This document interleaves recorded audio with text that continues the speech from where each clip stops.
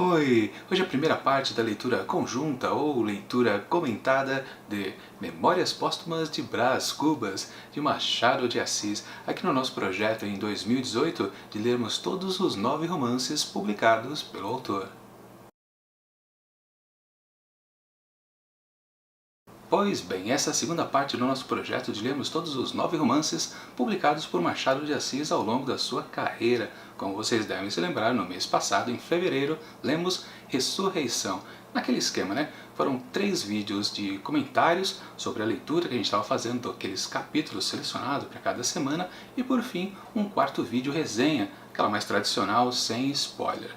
E pelo cronograma desse projeto, que aliás eu deixo aqui em cima para você poder conferir em qual mês, qual livro aparecerá ao longo dos próximos meses. E sim, vocês já sabiam, né? Em março seria Memórias Póstumas e Brás Cubas, só que as leituras começariam na primeira semana aqui desse mês. E até agora, já estamos na terceira semana, nada de eu colocar os vídeos no ar. Sim, eu fiquei devendo para vocês, para quem já estava acompanhando o projeto, e agora eu peço desculpas porque não deu para colocar os vídeos no ar. Sim, eu flopei, eu errei, eu buguei feio. Fazer o quê? Então, nessa semana aqui, nessa penúltima semana, tentarei colocar sim aqueles 4 vídeos prometidos de leitura comentada. E por fim, lá na semana que vem, na última, aí sim, naquela data combinada, colocarei o vídeo resenha. Portanto, vamos lá. Memórias Póstumas de Brás Cubas, com certeza um dos livros mais conhecidos do Machado de Assis. Claro que ele pede para Dom Casmurro, né, que muito mais gente conhece, inclusive alguns detalhes a mais, como por exemplo, nomes de alguns personagens. Tá bom que talvez muita gente não saiba que o protagonista se chama Bentinho, mas com certeza sabe da existência de uma mulher traiçoeira, traidora, chamada Capitu. Isso com certeza todo mundo sabe. Claro que Memórias Póstumas de Brás Cubas não chega a tanto. Ninguém sabe, por exemplo, que um dos personagens é justamente Brás Cubas, embora esteja justamente no título. Mas, por outro lado, muita gente conhece a dedicatória aqui deste livro, feita pelo próprio autor defunto ou defunto autor, coisa que a gente vai ver daqui a pouquinho. Mas são aquelas palavras célebres. Ao verme que primeiro roeu as frias carnes do meu cadáver, dedito como saudosa lembrança estas memórias póstumas. Sim, muita gente sabe reconhecer que isso aqui pertence a algum livro, pelo menos brasileiro, é do Machado de Assis, e alguns devem lembrar o nome aqui desta obra. Sim, isto porque é fácil saber, né, que esta história aqui é de um cara que já morreu e ele começa a contar as suas histórias. Talvez muita gente não saiba dizer mais do que isso, mas é o suficiente para marcar um livro na memória coletiva das pessoas. Um livro que o próprio defunto escreve, suas memórias. Aliás, o próprio Machado disse que essa ideia aqui não é super original, ele apenas faz um viés diferenciado. Mas o que importa de tudo isso é a fina ironia que o Machadão sempre consegue manter nessas suas obras realistas. Ah, e vale dizer, no livro que a gente viu mês passado, Ressurreição, já tinha um pouquinho dessa ironia que depois ficou bem conhecida aqui nesta fase do autor. Aqui com certeza é mais acentuado, o tempo todo a gente vê que ele está tirando um sarrinho da gente também, né?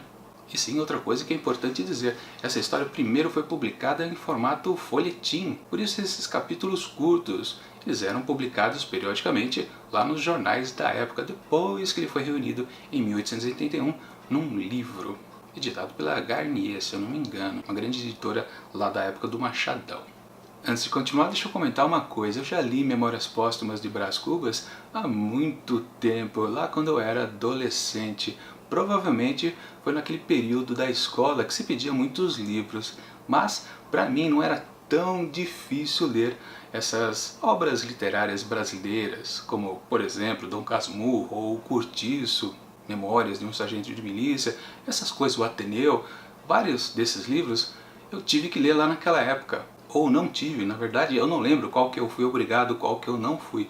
Só sei que eu lia muito dessa literatura brasileira. Tem aquela coleção antiga da Editora Ática, capa preta, não estou com uma aqui para mostrar para vocês. Mas eu li muito dessas edições. Na verdade eu vi quase todos os clássicos brasileiros lá naquela época. Não me era muito forçado, não era doloroso essas leituras. Então sim, lá num certo momento eu acabei lendo Memórias Póstumas de Brás Cubas eu não lembro de quase nada dessa história, para falar a verdade. Então tudo que eu ler agora vai soar praticamente inédito do mesmo jeito. A única coisa que de fato eu lembro é que um certo personagem que vai aparecer aqui nesse livro também faz parte de outro livro do Machado de Assis. Obviamente você já deve saber, né, desse fato. Quincas Borba, que é o próximo livro escrito pelo Machado de Assis, o personagem, sim, ele aparece aqui em Memórias Póstumas de Brás Cubas. Ele aparece na vida aqui de Brás Cubas. Então isso é praticamente a única coisa que eu lembro. Por exemplo, sim, lembro também que o protagonista aqui dessa história é o Brás Cubas e acabou aí. Eu não lembro de nenhum outro nome de personagem ou sequer o que acontece aqui nessa história. E bom, eu gostei da história lá naquela época que eu li quando eu era adolescente? Sim, que eu saiba, que eu me lembre, sim, eu não considerei esse livro como chato ou ruim. Curti ter lido. Agora vamos ver se agora também estou curtindo ele também. Há algum tempo hesitei se devia abrir essas memórias pelo princípio ou pelo fim, isto é, se poria em primeiro lugar o meu nascimento ou minha morte. Suposto o uso vulgar seja começar pelo nascimento, duas considerações me levaram a adotar diferente método. A primeira é que eu não sou propriamente um autor defunto, mas um defunto autor, para quem acampa foi outro berço. A segunda é que o escrito ficaria assim mais galante e mais novo. Moisés, que também contou a sua morte, não a pôs no introito, mas no cabo, diferença radical entre esse livro e o Pentateuco. Foi o que eu comentei agora há pouco, e o próprio autor aqui, ele faz considerações se ele está começando certo a sua história. E logo de cara, o Brás Cubas já se revela assim, morto, e também revela com que idade ele faleceu, com 64 anos. E começa a discorrer sobre algumas coisas da sua vida, coisas bem rápidas. Ou seja, nesse comecinho aqui, a gente fica muito interessado, nós leitores, desta situação. Poxa, um morto que está contando a história. Mas também vale dizer uma coisa, né? Hoje em dia não soa tão interessante assim, tão inédito esta coisa. Principalmente no cinema, na televisão, a gente viu muitas outras histórias desse tipo. Claro que a graça aqui dessa história do Machado de Assis é justamente esse narrador irônico, que tira sarro da vida que teve e também um sarrinho de quem ainda está vivo, com certeza. Logo depois do primeiro capítulo, ele já começa a falar sobre o tal do emplasto, uma grande invenção que ele teve assim lá nos seus últimos momentos de vida, seus últimos anos. Pelo menos agora ainda não está muito preciso quando foi que ele teve essa ideia. Mas, num certo trecho aqui do texto, ele até diz que ele até acabou morrendo por causa da sua invenção, o tal do emplasto. Na verdade, isso aqui vai ser mais descrito lá para frente da história, que é uma coisinha que eu me lembro vagamente. Porque aqui no começo, vamos combinar, né? Esse emplasto aparece, a história dele, né? Aparece como uma grande invenção, mas ele esquece completamente nos capítulos seguintes. Isto porque, claro, ele precisa voltar desde o começo, quando ele nasceu. Então ele conta um pouco como é a família Cubas começou, como ela surgiu. E depois ele parte para o seu próprio nascimento e também algumas coisas sobre a sua infância. E é aí que começa a contar detalhes interessantes aqui dessa história. Vamos lembrar uma coisa, né? Este livro aqui do Machado de Assis está no seu período realista, não está mais no seu romantismo, na verdade, né? Como foi o livro do mês passado. Ressurreição era, sim, do período romântico. E a gente se pergunta, mas peraí, qual é a mudança? Porque quando você começa a ler esses primeiros capítulos aqui dessa primeira parte, aliás, né? Esqueci de dizer, nessa primeira parte estamos no capítulo 1 ao 20. Então, a gente percebe uma coisa bem chamativa aqui, nesses primeiros capítulos. Sim, são histórias que têm um cunho romântico. Mas no que então ele é realista? Bom, ainda não podemos precisar muito não. Isso é uma coisa curiosa a se pensar depois de ter lido o livro há muito tempo atrás. Não sei se vocês concordam comigo. Esse comecinho aqui, esses primeiros 20 capítulos, parece tanto quanto qualquer história romântica. Claro, sem aquelas coisas muito melosas, né? Mas vamos falar isso no tempo certo. Primeiro, vamos lembrar de quando ele comenta sobre a sua infância, lá quando ele tinha 5 anos de idade. Quando ele exatamente era um pirralho travesso, encrenqueiro, uma figura assim do diabo, né? E ele, numa das suas traquinices, ele faz uma picuinha com um certo conhecido ali da família, o Vilhaça, e ele flagra o cidadão com uma outra mulher. Ele casado, flertando com outra. Então, Brás Cubas ali, um pirralho, o que que ele faz para entornar o caldo ali do cidadão? Ele sai correndo pela sua casa dizendo que Vilhaça beijou fulana. Tá, mas aí você pode pensar, mas isso foi apenas uma peraltice de uma criança traquina, não é? Sim e não. Por que que o Machado de Assis resolveu utilizar justamente uma picuinha romântica? Ele quis atrapalhar um casalzinho. Ele não estava fazendo qualquer outra traquinagem, ele não estava quebrando um vaso, ele não estava maltratando alguns animais ali da propriedade, ele não estava escondendo coisas, objetos pessoais de alguém, embora ele cite isso em alguma outra passagem. Não, Machado quis frisar uma passagem onde justamente ele, Brás Cubas, como em pequeno, criança, faz uma traquinagem que atrapalha um casal. Isso é muito importante aqui para essa história. O primeiro detalhe que tem a ver com o romantismo. Assim, antes de a gente dar um outro salto temporal e ir para outra fase romântica aqui da história do Brás Cubas, vale dizer que logo no capítulo seguinte ele já cita um amiguinho ali de infância, o tal do Quincas Borba. Claro, um personagem que vai aparecer mais à frente na história, mas ele sempre fala, né? Não vamos nos adiantar muito, então ele só faz aquela referência para a gente ficar de olho. Enfim, então passam-se mais alguns anos. Brás Cubas já está com 17 anos e é quando ele começa a ter interesses efetivamente românticos para com ele mesmo, né? Então ele conhece a Marcela, uma descendente de espanhóis. Uma pessoa muito interesseira, mais interessada na grana do que nas paixões efetivamente. Aliás, o Brás Cubas aqui faz grandes descrições sobre a Marcela, né? Vamos ver.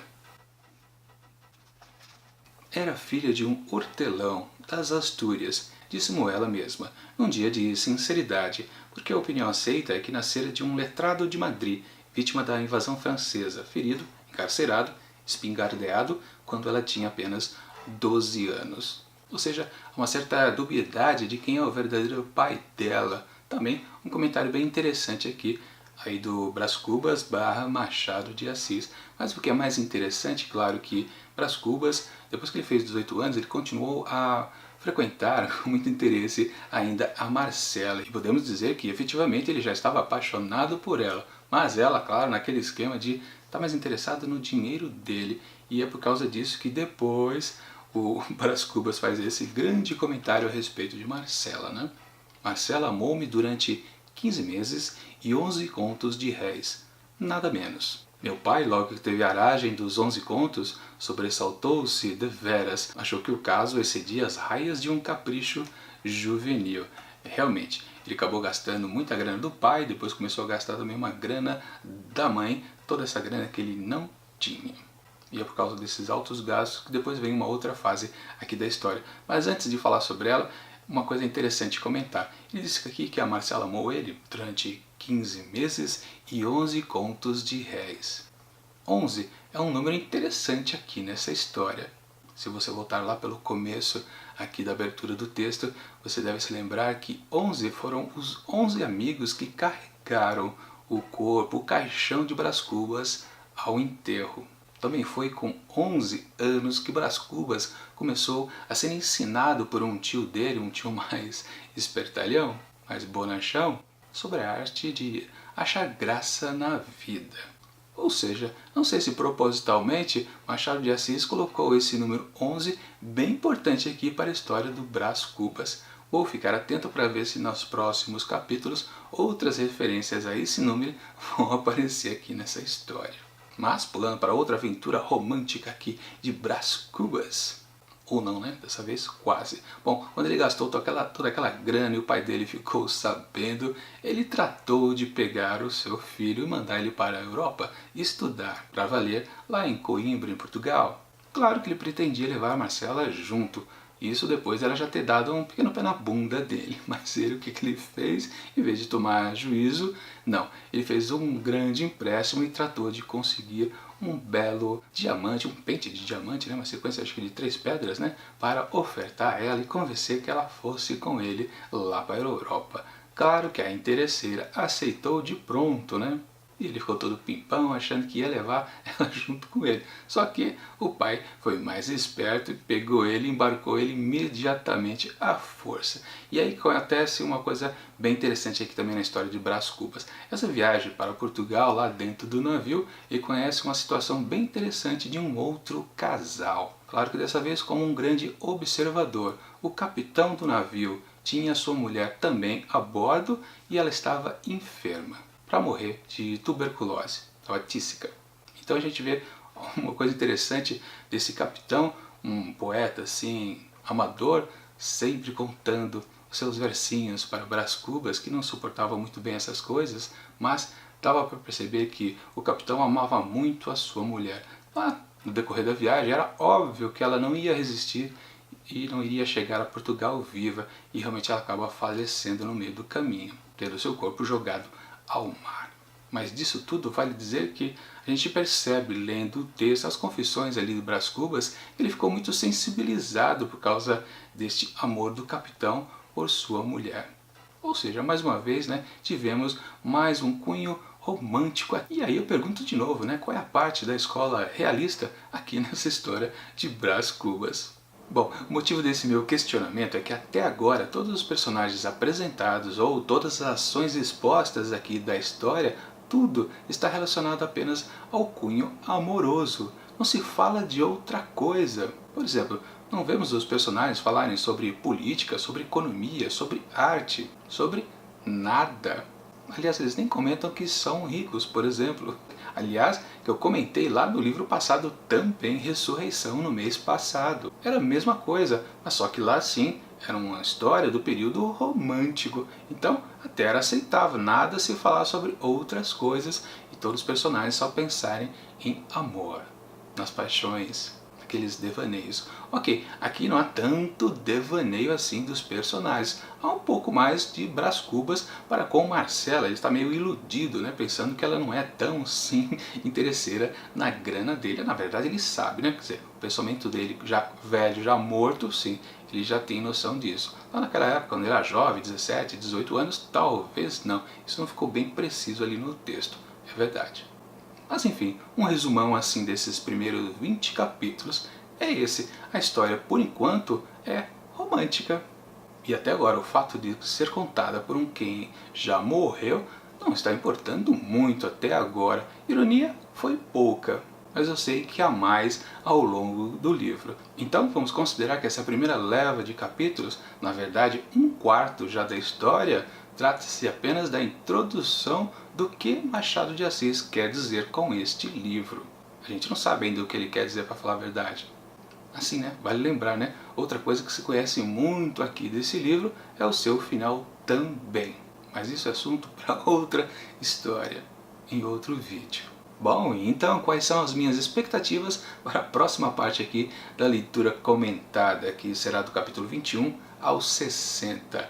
Como eu disse, como eu não lembro de nada da história, para mim será tudo inédito, mas eu espero que alguma coisa mais interessante, além da parte romântica, sim aconteça. Bom, o que me lembra assim de memória é que sim será parte do emplasto. O emplasto ganhará mais importância, aquela tal invenção que ele teve, ele citou lá no segundo capítulo aqui desta obra. Sim, isso sim é que será coisa diferente, não estará relacionada simplesmente às histórias românticas. Ou seja, por enquanto, nesses primeiros 20 capítulos, eu poderia até dizer que Machado de Assis não saiu da escola romântica e não entrou na sua fase realista. É uma impressão minha, não sei se vocês concordam comigo. Vocês que leram exatamente esses 20 capítulos, pensam assim ou não? Comentem aqui nos comentários desse vídeo. E sim, também vale aquela pergunta clássica, né? Você quando era adolescente, lá nos tempos de escola, também tinha dificuldade em ler qualquer coisa do Machado de Assis? Um outro livro dele foi fácil ou não? Vocês lembram disso? Era forçado, não era? Leram algo mais, além do que era pedido em aula? Sim? Não? Comentem aqui também nos comentários deste vídeo. Bom, então até o próximo com a segunda parte de Memórias Póstumas de Brás Cubas. Provavelmente será lançado amanhã. E até mais!